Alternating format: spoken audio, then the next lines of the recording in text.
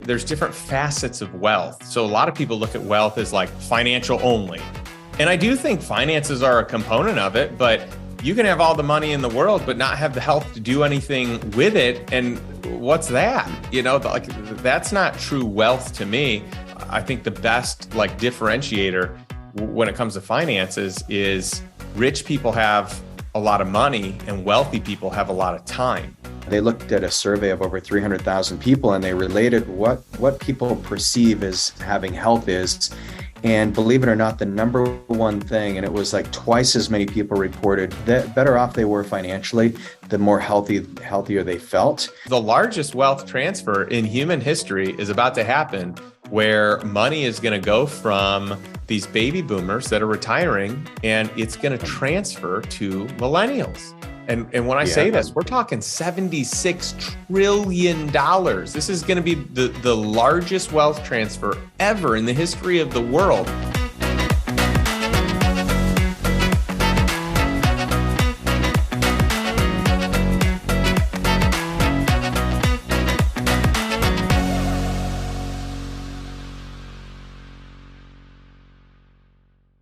Hey, everybody. Welcome to the Unreasonable Health Podcast. Today, I've got my friend Justin Donald on.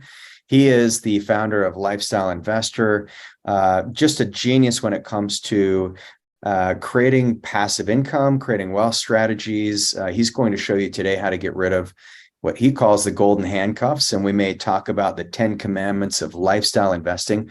But he's one of those rare individuals that knows the true definition of wealth. And I thought you guys would enjoy having him on the show because he'll bring some new insights into how you can supercharge your life and live the way that you want to live. So Justin, welcome to the show. Well, thanks, Reagan. Great to be here. Excited to hang. I mean, anytime I can get some, time with you and, just hang out. It's always a pleasure. Oh man, likewise. I'm a big fan, and you've helped, thousands of people just completely transform their life from a financial perspective. And we're going to jump into that, but one of the big ways that I actually learned about you was through our mutual friend Mike Koenig's. And I saw your book, Lifestyle Investor. I was at his house in San Diego, and I said, "What is this?" And then I opened it up, and it had the 10 commandments of lifestyle investing. But what was your impetus in writing the book? And tell us a little bit about your story. Yeah, I really, for the longest time, felt like I had all these things I wanted to share, just never really felt like I had the time to capture them.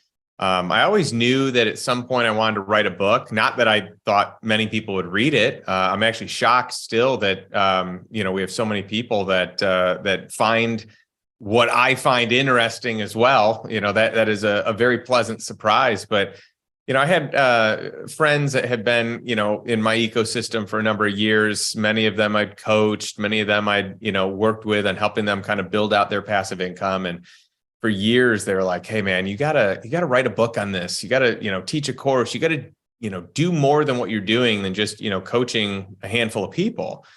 And, I feel like I kicked the can down the road so long. One of my buddies, we were taking a walk and he said, Hey, Justin. And this, by the way, such a great friend, but what he said to me just has this lasting impact because he said, what if you die and your daughter never learns these strategies that you figured out for building wealth, creating passive income, creating lifestyle, living a lifestyle by design as opposed to, a lifestyle by default. What if she never gets this? And man, that hit home hard. And that was it. Like that was the catalyst. Like the next day I started writing the book. I didn't know what it was going to look like. I didn't know how it was all going to work out. I worked with Mike for some of the creative stuff because he was one of many people that's like, "You've got a great story and idea and strategies in your head. We need to extrapolate them out." And so for me, I just wanted to make the process fun. So I just started capturing stuff. I just, hired people that could ask me good questions and just kind of get this, all these thoughts, all these strategies, all these criteria from my head down onto paper. So yeah, I kind of went from being an investor and kind of building my own lifestyle to wanting to teach other people how to do the same thing, because it's not hard. It just takes intention. And if you're not intentional, then you just live a life of default, right? And I did that for a long time. I lived a life of default. I was a slave to the business that I had. I was a slave to the money that I made. I was a slave to safety and security and, all the finer things, even to just like, we can become accustomed to the lifestyle that we've built for ourselves, and it becomes hard to leave that, hence the golden handcuffs reference.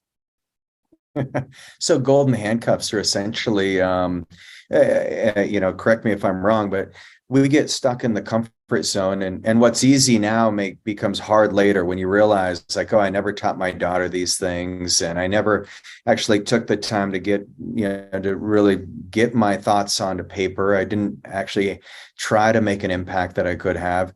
And that regret, we look back on it, and that becomes a hard thing in life. Is that kind of what the golden handcuffs are? Is just we're conditioned to comfort?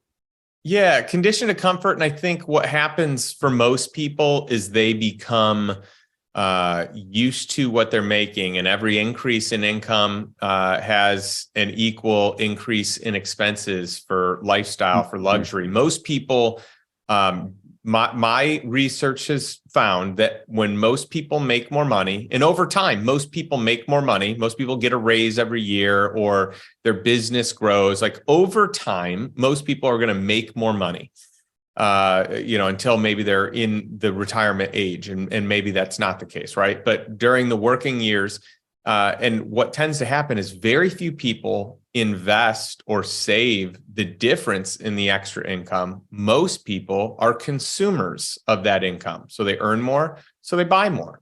But when you buy more, then it's harder to leave the thing that you're doing, because that's supporting that lifestyle. And now your expenses are so high, your optionality is very low for what you could do to replace this high income and, the lifestyle that you've built.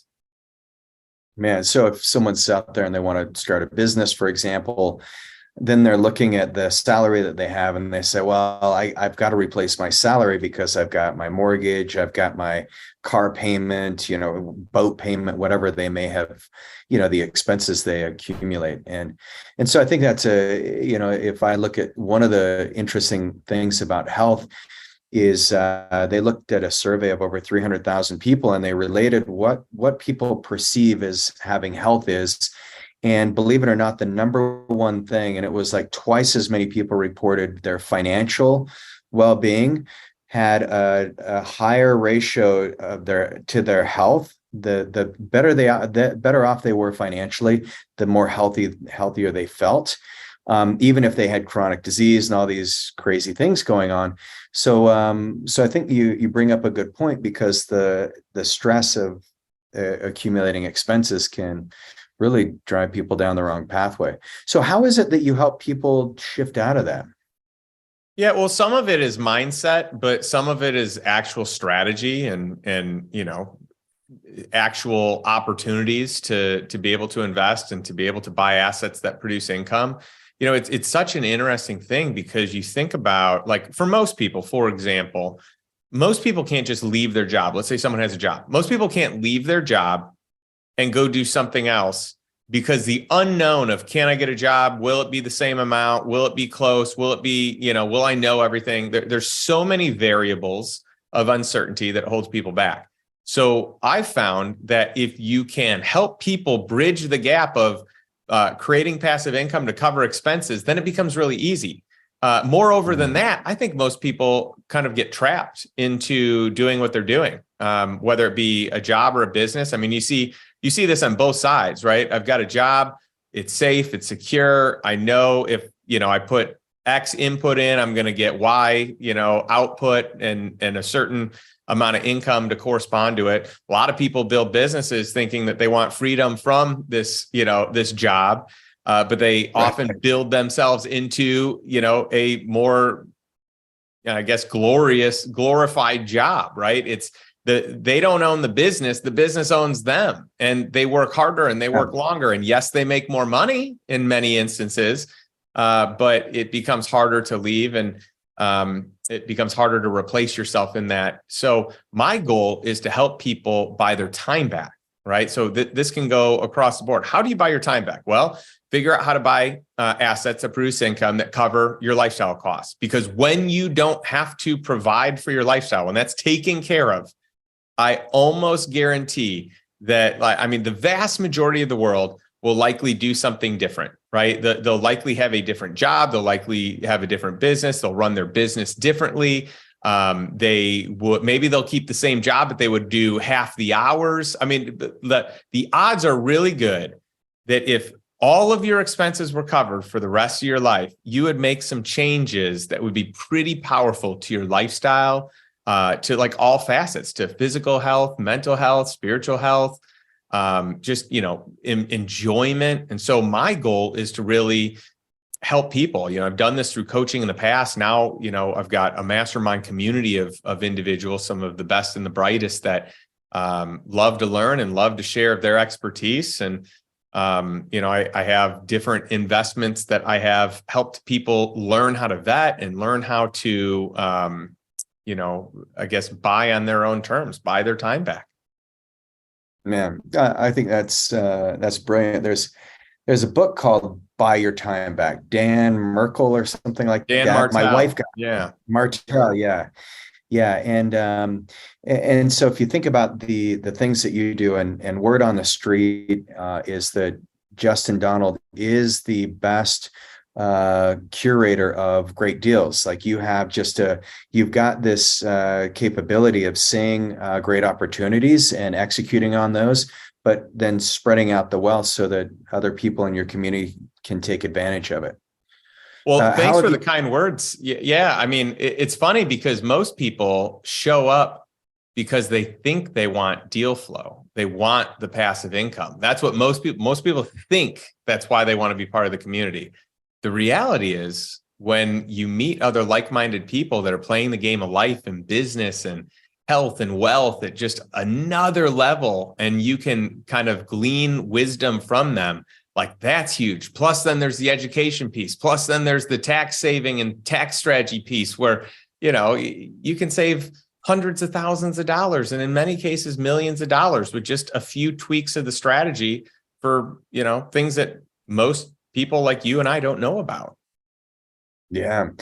Well, and I think a lot of us don't realize on the tax side of things, our mutual friend, Garrett Gunderson, he helped me maybe 5-6 years ago.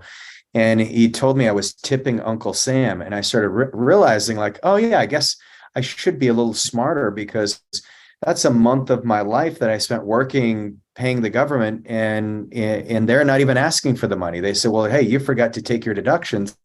How often do people do that? And just that one little thing made such a big difference in my life financially. And then he had some interesting things with like whole life insurance policies. And my wife is in real estate, so we love doing some ventures there.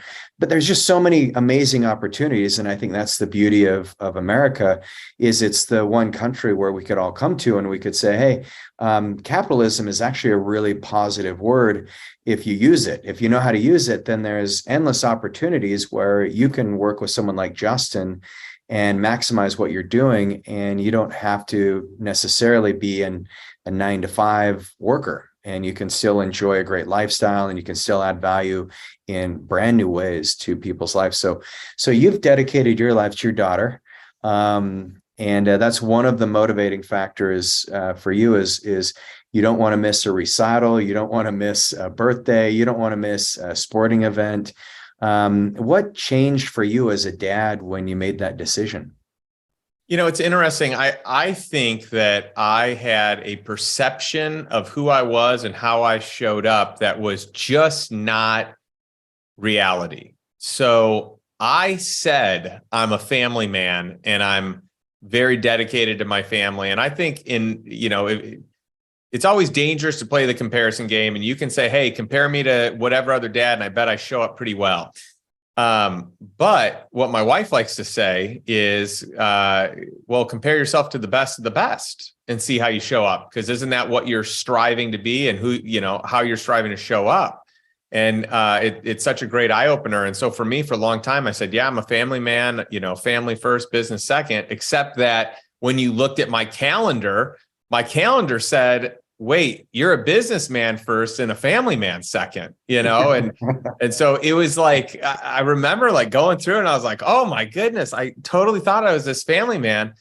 And by the way, I have been a very like present father from day one, but was I scheduling family first? Did I schedule our family trips? Did I schedule our family dinners? Did I schedule our weekend time? Like, was I strict in blocking off, morning time before school and afternoon time before dinner, and doing family dinners, and, making sure that I'm carving out time for my wife, for her and I to connect. And we do date days because we just like them better than date nights.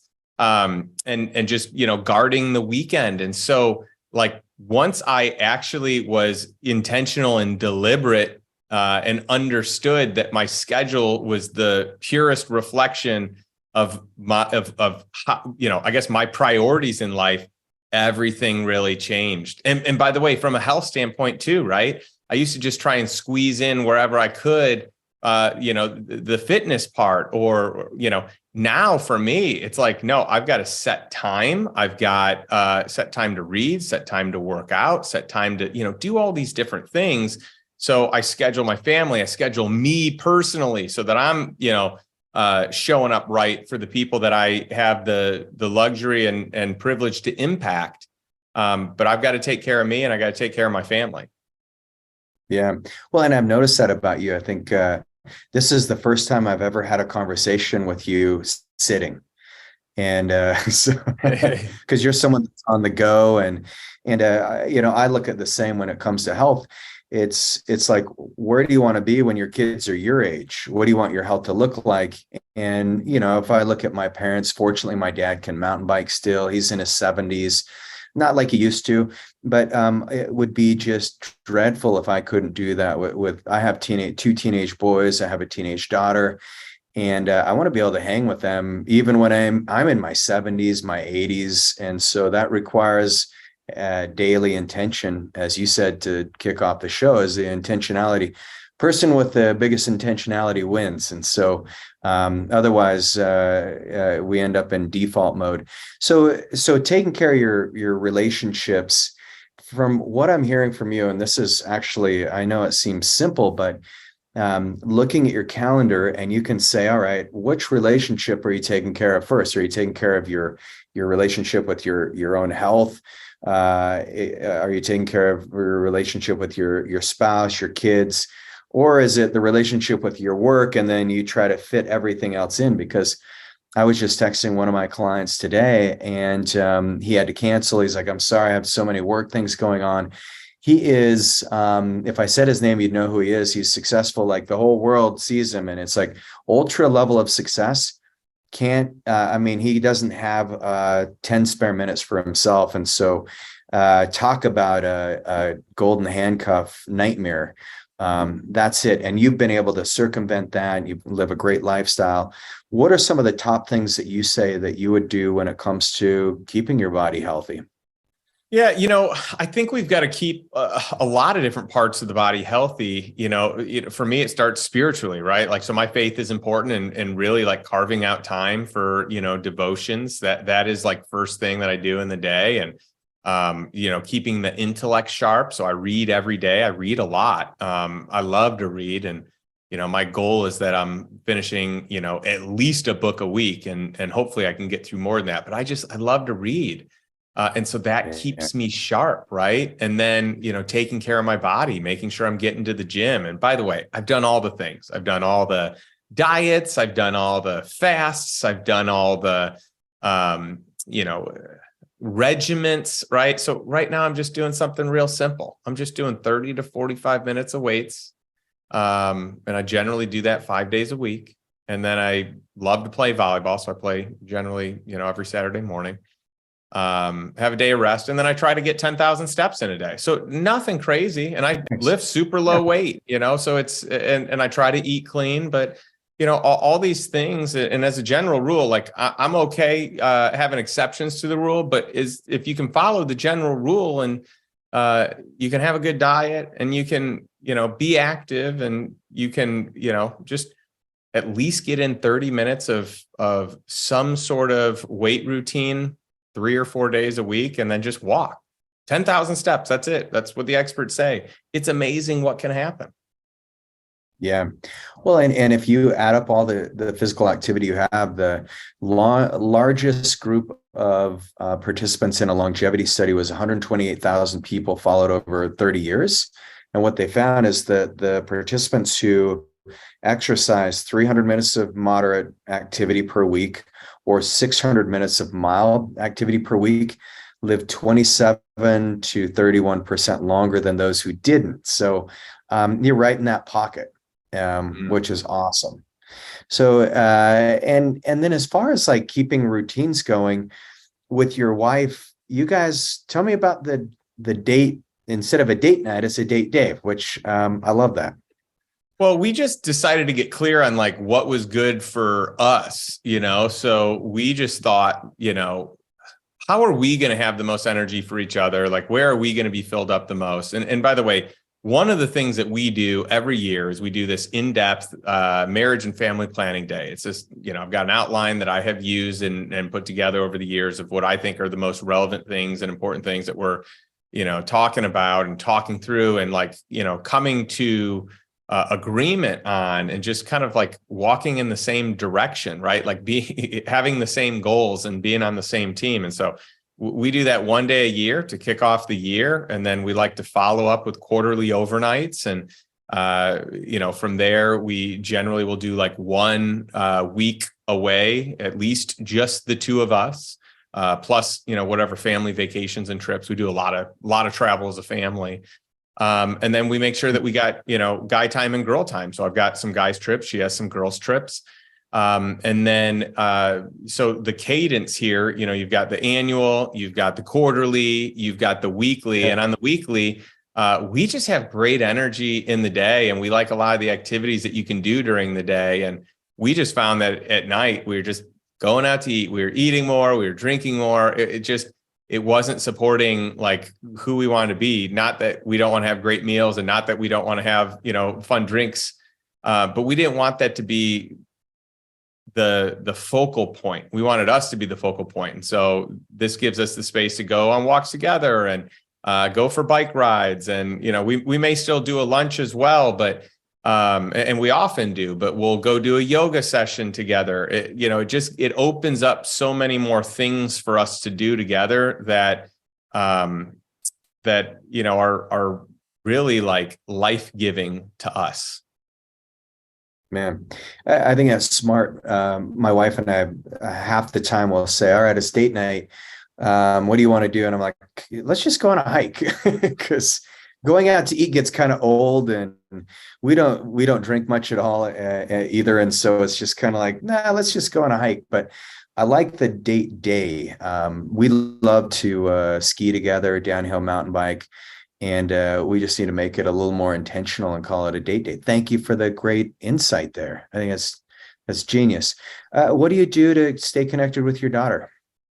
Well, we have regular daddy-daughter days, so that's fun. We have different times. So one of the things that I have found is I need to find out what are the activities that my daughter loves the most, and then try to be involved in those activities. And so one of the things that she loves is being read to. So I've been reading to her for, years, and I read every morning to her. I read every evening to her.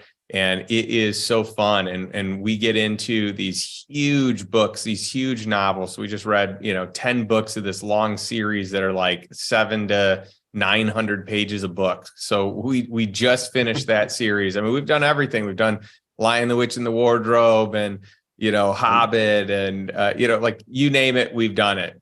Keeper of the Lost Cities was the newest one. And so that is something that brings us close together. And then we have a lot of fun. So Generally once a week, her and I are doing something, the two of us. And then once a month, it used to be once a quarter, and now it's a lot more regular, once a month or once every other month, depending on the travel schedule. We'll have a day where she gets to plan it, and we get to do all kinds of fun stuff. She gets to pick the meals. I'll make sure that we have very intentional conversations around that and things that I think are important that we're discussing, but it's all wrapped in tons of fun, and it's like her ideal day. And so it's just such a fun bonding exercise, but then it's also tied to these great positive emotions for dad and, for me, for my daughter. Wow.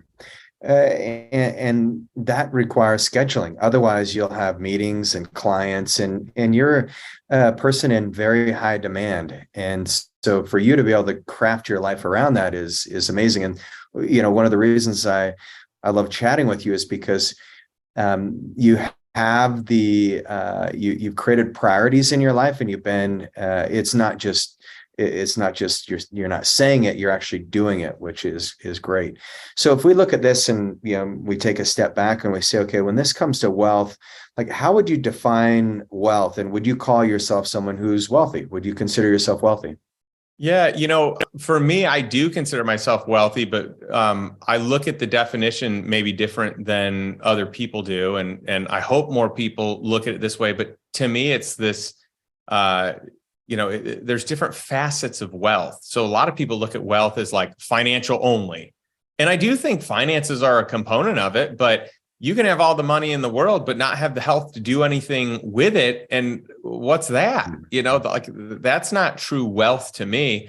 Better said, I think the best differentiator when it comes to finances is rich people have a lot of money and wealthy people have a lot of time. And so that distinction is so powerful to me. So when I think of wealth, I think, okay, where are you from a health standpoint, like physical, mental, spiritual, emotional? Where are you financially, right? Where are your relationships?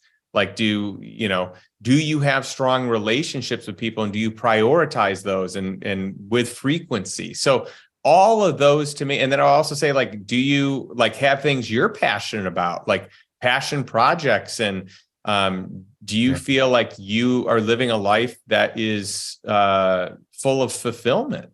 So all these things to me encompass what wealth is. And so I do feel that I'm very wealthy because I feel like I've prioritized so many of these things.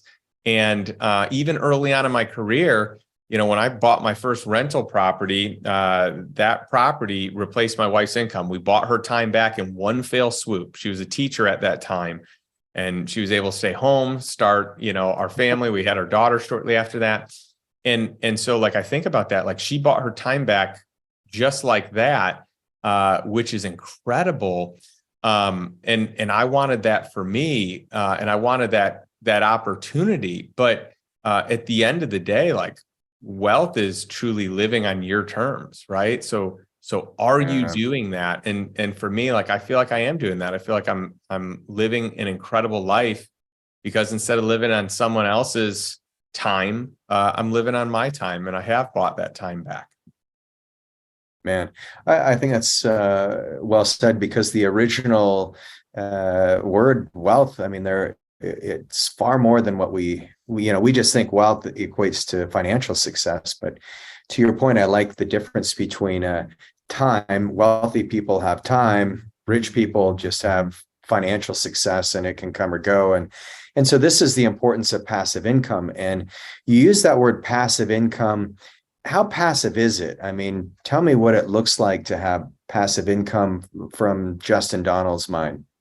Well, you do have to be careful because most people start with passive income. They might buy real estate or a company or something. And then all of a sudden, as they keep adding more and more to it, that real estate begins to own them, or that company or those group of companies own them because the systems aren't in place for it to function. So what was passive income grew so large that it became a job. It actually traps people in it. So yeah, you've got to be careful. For me, the first criteria that I have in my book, The Lifestyle Investor, is lifestyle first. Make investments that are going to support you living an ideal lifestyle. So the vast majority of my income is from truly passive activities. I might work hard and do the research on something ahead of time, but then it's just on autopilot. So often I might be investing in other people's deals, other people's companies. In my own real estate portfolio, I have teams now that run it, even though at one point in time I did run it, And actually, I was going to share this before, but I knew for me, like when I think about, am I showing up in a way that is congruent with me and my life, what I desire? It actually goes back to when I bought my third property. My third property, and I got started with mobile home parks. It was big enough and the income was large enough that it replaced everything I was earning. So it surpassed my active income, and I was a pretty high income earner. And so my friends are like, whoa, this is so cool. You now have doubled up. And I was like, no, I have now bought my time back. And my friends thought I was crazy. They're like, you're walking away from half of your income. And I said, yes, my goal was never to make twice as much. My goal was to always buy my time back. And so like that distinction there has been so hard for so many people in my community. And now they see it a lot more. We're years down the road, but 15 years ago, people thought I was nuts for doing that, at least my community. And it's funny though, because once I had my time and once I could spend it how I wanted to spend it, it was truly amazing how much more I was able to figure out to make just by having fun, picking things, learning things, trying things, because I had time on my side. Yeah. Well, and I think there's a difference between needing, which puts us in more of a scarcity place, versus wanting. And he said, oh, I don't need that deal, so you can pass. And that one is a deal that I want. That looks like it'll be fun to work on. And I can put a little energy into it right now, and it will yield dividends in the future. So, and so if we look at the 10 commandments, what are a few of those 10 commandments? I mean, one of them is invest in the lifestyle that you want. Is that's kind of the key. Yeah. So the second one is really in mitigating the risk. How do you de-risk the deal? And for me, I would always take a smaller return with less likelihood of losing money than a bigger return with more risk. And there's a lot of ways that we can, really kind of cut the risk out or reduce the risk. There's a lot of ways for that. But that is my MO. Like, you lose money. Let's say you lose half your money. You got to work twice as hard just to make it back, right? Like, that's a big loss. So if you can just reduce the risk across your portfolio, across your investments, across your business, that has massive dividends for the future. The third commandment of cash flow investing is really finding invisible deals. So most of the best deals I've done have been deals that have been off market or have been maybe like a new trend, paying attention to what different generations are up to, and kind of being on that cutting edge side of things and seeing when things are going to happen. So invisible is just, it's since it's not available to everyone, there's less competition. It's not, on the market, right? It's off market. It's recognizing that, hey, e-commerce is going to be a really big thing in years to come. So I invested heavy into that, and cannabis legalization is likely coming, right? And it hasn't on a state level in many states. And so investing in that early. Single family home rentals, that wasn't even an asset class 15 years ago. And so I, was able to get in early, recognizing that was going to be something, for the future. Even when I invested in mobile home parks at the beginning, I mean, my friends thought I was crazy. Like, everyone I knew thought I was crazy. But now it's actually cool, and Wall Street's buying them like crazy. I get offers all the time for my portfolio. The thing that people tease me about, now they want to buy. So I just think the invisible deals, like what is the thing that's going to be really valuable at some point? Just paying attention to trends and consumer data. And like right now, what are millennials up to? How do they shop? How do they, how do they spend their time? How do they spend their money?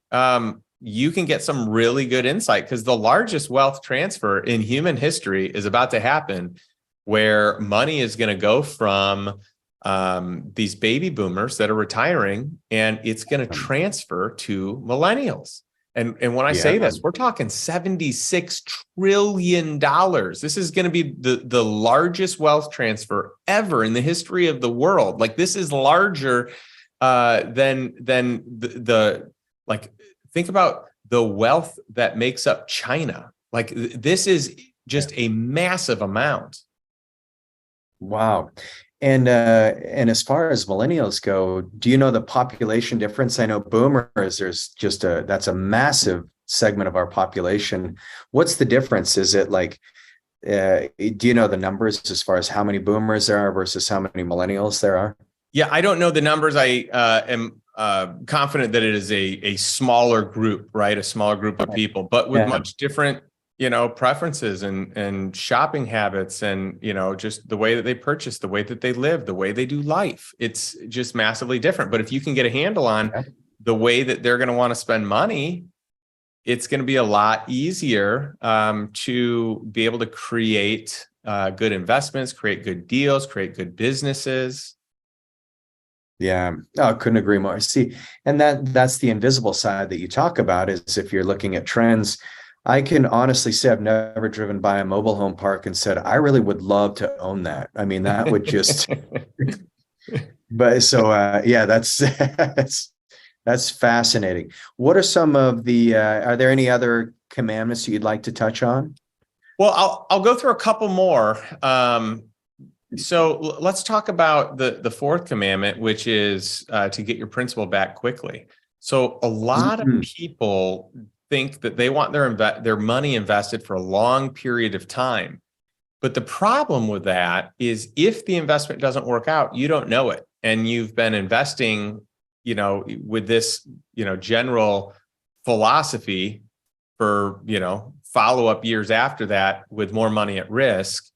Additionally, we don't know the returns. So if I don't know what the output is going to be after 10 years or 15 years or 20 years, that is risky to me. So I would rather invest in a deal where I get my money back right away, but I still have some equity in the deal.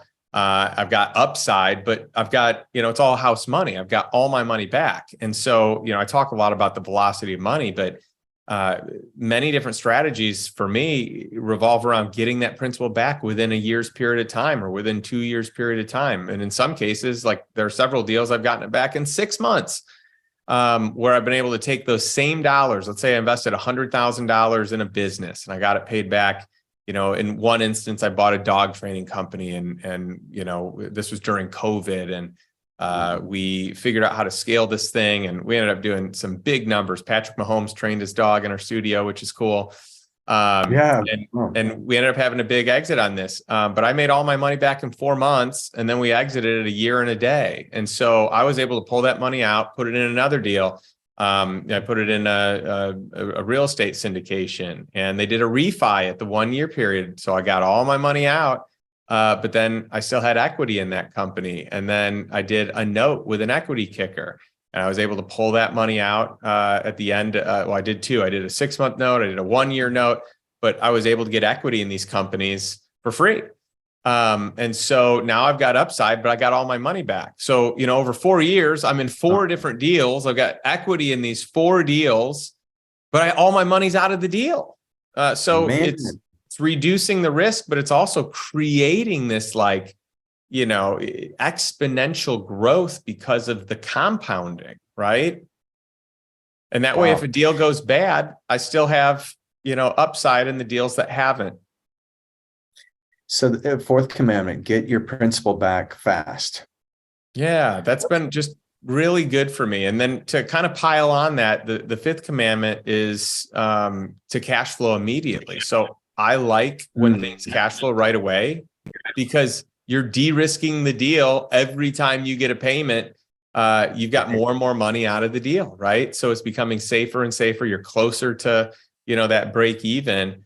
And I also just think in general, if something's cash flowing, it's probably a healthier business. It's probably further along. It's probably a little more proven.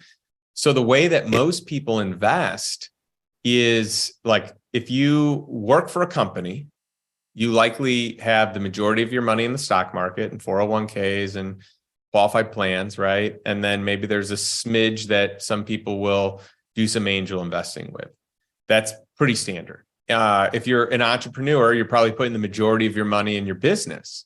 And then what's left over is going primarily to the stock market. And then, maybe because you're an entrepreneur, maybe you have some extra deal flow, some insights. Although a lot of people, they just invest like, oh, my friend has this company, I'm going to invest there. Oh, this friend invested in this company, so I'll invest here without doing proper research. And so it's crazy to me because angel investing is the riskiest type of investing. You get the highest return, but it's the worst results. Like you have a company that makes it and you make a lot of money, but the experts say you need to invest in 100 deals, 100 angel deals before you get one that goes well. But you don't know that deal hasn't gone well for 10, 15, 20, 25 years. So basically you're giving a 0% interest loan for an undetermined period of time in a high risk asset, unsure of what's going to happen, and likely continue that pattern, not knowing and gambling with more money. So I just want to flip the script. Like that is, and also like in the stock market, I think people should have their portfolio, like part of it in the stock market, but not all of it. That's dangerous in itself to be over allocated into any single asset class or any single, medium for investment. If you look at the wealthiest people in the world, family offices managing the wealthiest people's money, look at the billionaires' portfolio, take a look at what they do. They generally have about 25% in the stock market, 25% in private equity, 25% in real estate, 25% in everything else. But most people don't do that. They put all their money in the stock market, or they put all their money in their business. We know the odds of a business surviving are super low. 4% or so of businesses actually survive. That's a low percentage. So It's just, most people are gambling, but I think they don't realize it because societally, like that's what you're supposed to do. Yeah. Well, and if your friends are doing it and you're busy, you don't think anything of it until a year later when you need the money. And if they would have followed commandment number 4, they'd already have their principal back and they wouldn't be so worried. So what's number 6? So number 6 is finding an income amplifier. And so I always like to negotiate some extra into the deal. So to me, if I can, and I mentioned this earlier, but if I can negotiate some equity for free, I love doing that. I'll lend money, give me a little bit of equity. Let's create, a win-win strategy. Or, there are ways that you can de-risk the deal. There's ways that you can negotiate reduced fees or maybe an increased return. A lot of the things that we do in my mastermind with the lifestyle investors is we will create these preferred terms because we've got leverage, because we come in, collectively with a good amount of money. So we get reduced fees, we get lower minimums, we get, perks to our investment. Often we get warrants for free or equity for free.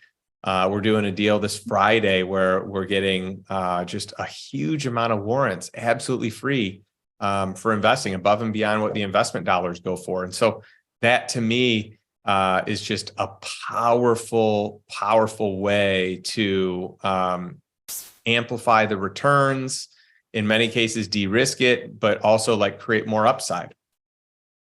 Wow. All right. Well, let's go through 7, 8, 9, and 10. Because I know our time is coming up, but holy cow, if you guys haven't learned something so far, then maybe you guys are expert investors, but I think your 10 commandments, there's nothing out there that I've seen, and it's phenomenal. Well, thank you. I appreciate it. It's interesting because this is like when people say, well, what's your criteria for investing? It is my 10 commandments. I mean, this is what I've spent so much time, so much of my career. I've been investing for close to 25 years. specifically 15 years in alternative investments. And this to me has been kind of the framework that I've done everything through, that we've created a lot of success, in on many levels in our investment companies and really just the private equity portion of our portfolio.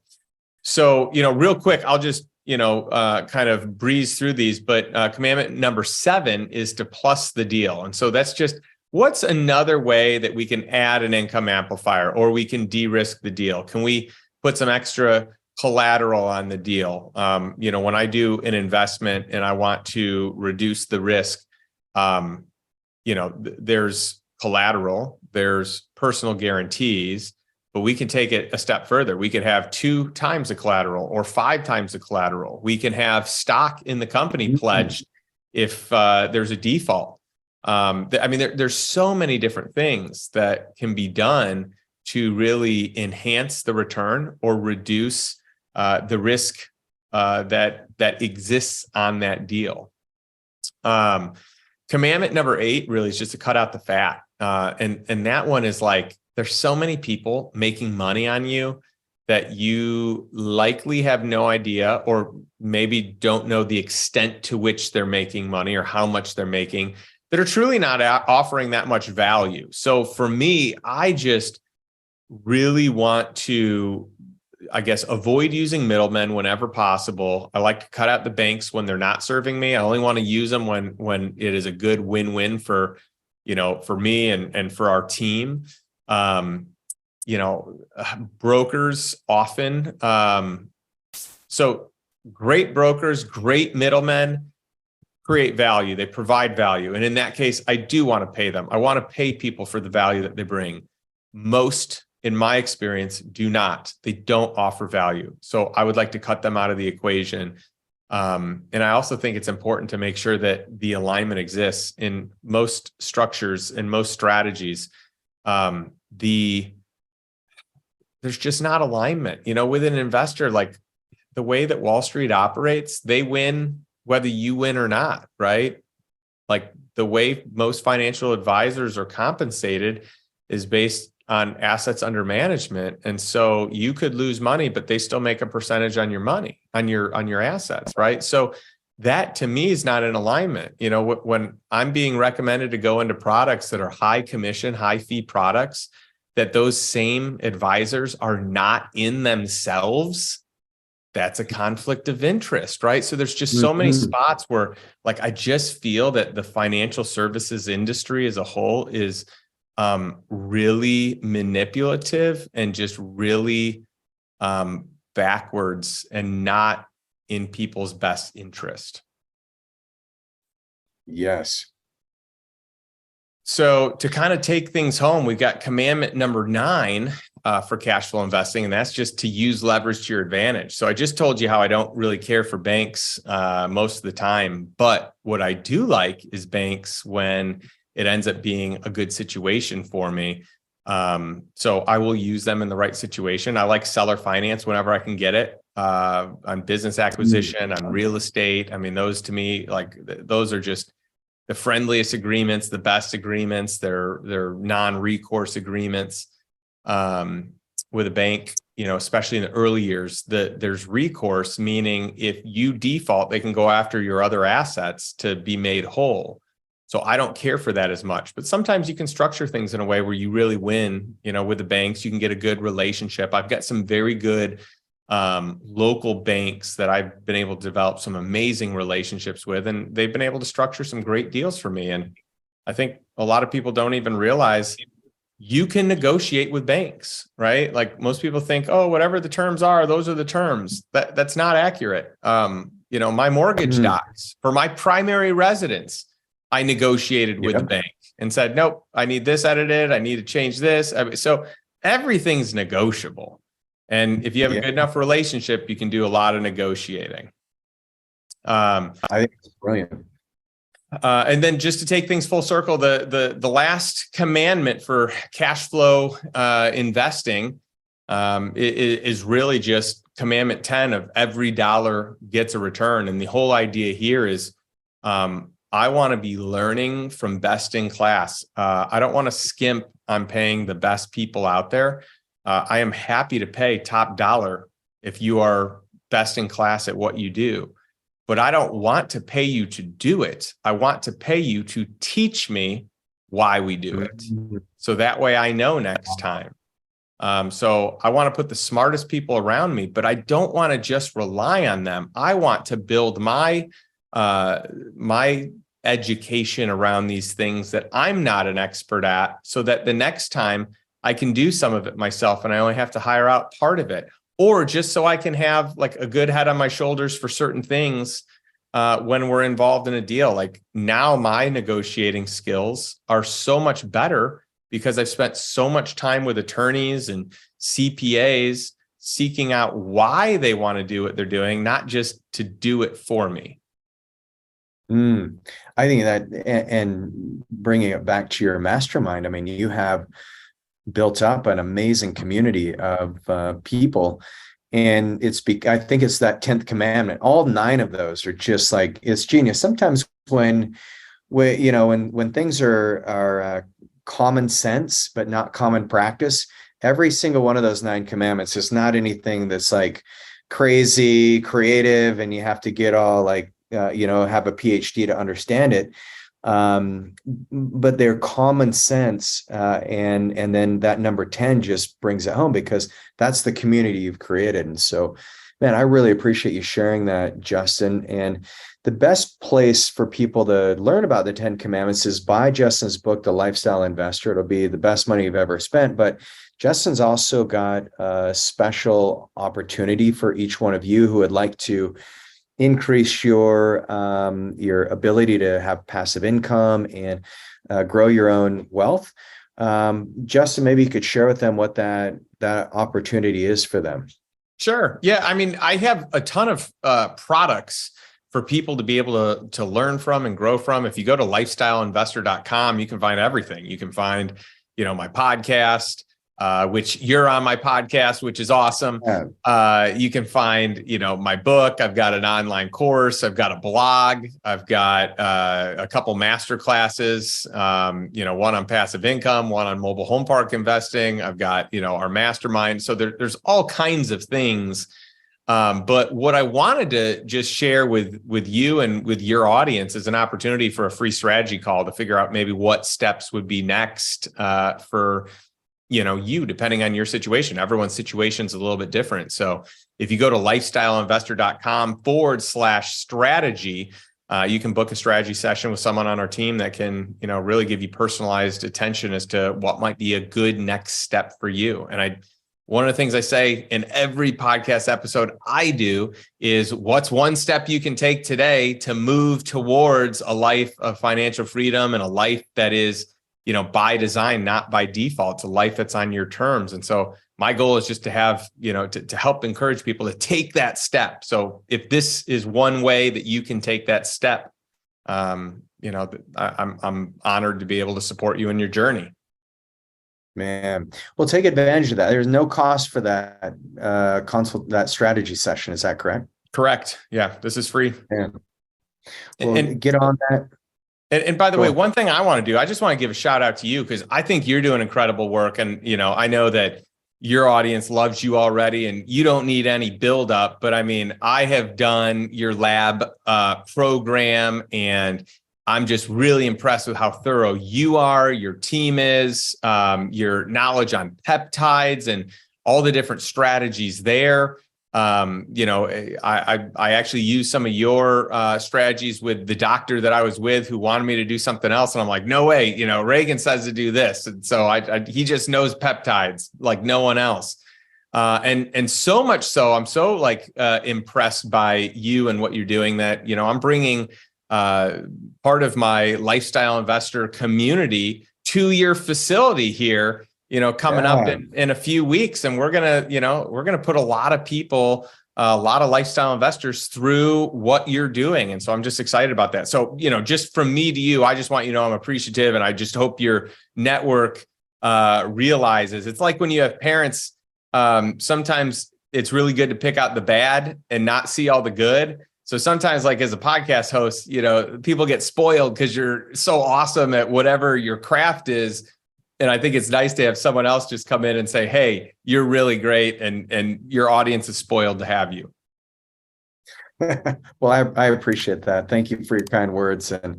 And Justin, this has been phenomenal. This has been one of my favorite conversations I've ever had around money.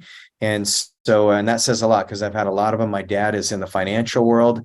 But you just shed brand new light for me. And hopefully for those of you who listen to this, make sure you share it with people that you love, because this could literally be the very thing that changes their life forever. So thanks for all the work you're doing, Justin. I look forward to our future collaborations.